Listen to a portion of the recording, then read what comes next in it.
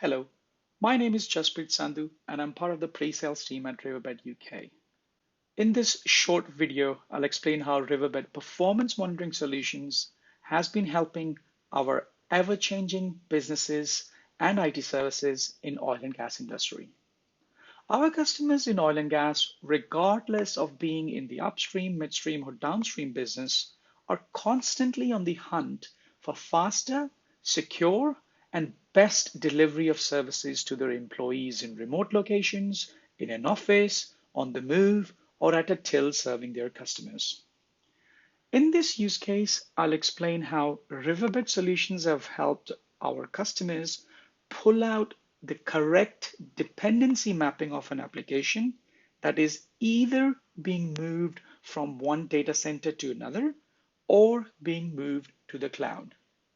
The application team has given me one information as a network engineer, and that is what port number that application that I'm looking for works on. So that's TCP 7280.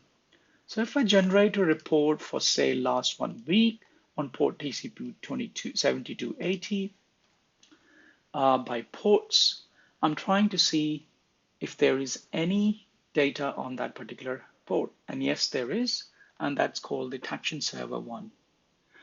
I'm more interested in how many hosts are on this particular port number. So I changed the report format to report by hosts, and I very quickly check for the last week how many hosts have been on this particular port number.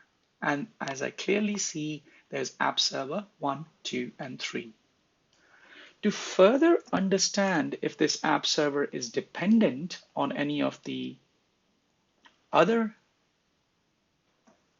hosts, I can very clearly type in all the app servers names, so 1, 2, and 3, and report by host pairs with ports, and change the report format to include the connection graph and remove the filtering of just that port number.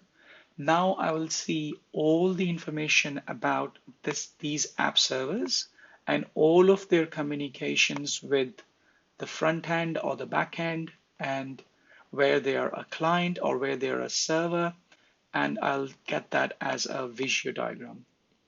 So I run this information for just those app servers that I'm due to move to the cloud or to a different data center. And once that report gets generated, you will see there is this connection graph.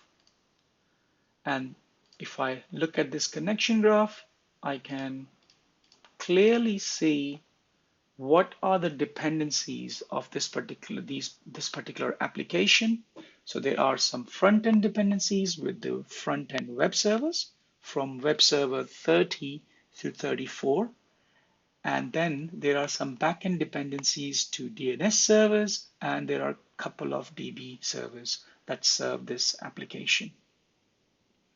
The thickness of these lines relates to how much data is being transferred as well. So these diagrams are live diagrams of the traffic that's traversing through these applications. I can now take this information and be sure that this application doesn't break when I move it from one data center to another, or when I move this application to the cloud.